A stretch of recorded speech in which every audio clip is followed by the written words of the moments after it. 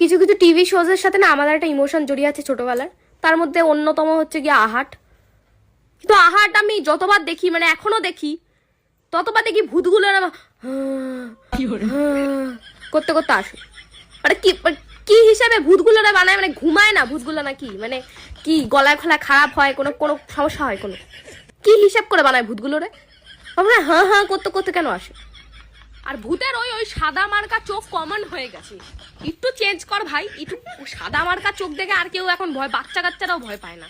আর অদ্ভুত প্রশ্ন দুটো, কে ওখানে, কে কে তোর কি জানার, কে ওখানে, ওখানে কে তোর কি জানার, তো ওখানে চলে যা, তো ভয় করছে। আর দ্বিতীয় আমার প্রশ্ন হচ্ছে, তুমি কে, তুমি কি চাও, ও কি চায় তো তোর কি, ও কি চায় সেটা তো তোর দায়িত্ব নিয়ে রেখেছিস তুই দেওয়ার। মানে অদ্ভুত এই প্রশ্নগুলো কোথা দিয়ে দেয়, মানে স্ক্রিপ্ট লেখার কি স্ক্রিপ্ট লেখে, সব জায়গায় একই কথা। তুমি কি চাও, ও কি চাইবে, ওরকম ধামড়া মুখ নিয়ে, ওরকম অখান্ত একটা মুখ নিয়ে কি চাইবে ও তোর কাছে? সমাধানা চাইবে নিশ্চয়ই, তোকে মারতেই চাইবে। অদ্ভুত প্রশ্ন ভাই। তাও কি চাও? আর একটা আছে সিআইডি ভাই, আলাদা লেভেলের।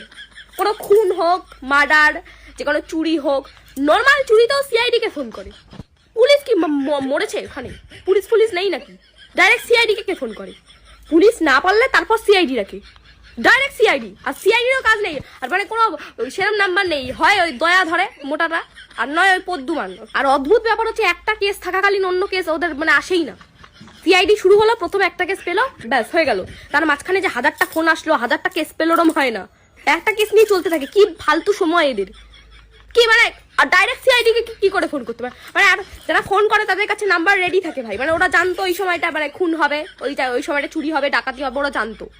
ওই সময় অটোমেটিক নাম্বার পেয়ে যায়, গুগল ফুগলেও সার্চ করেন, এমনি পেয়ে যায়।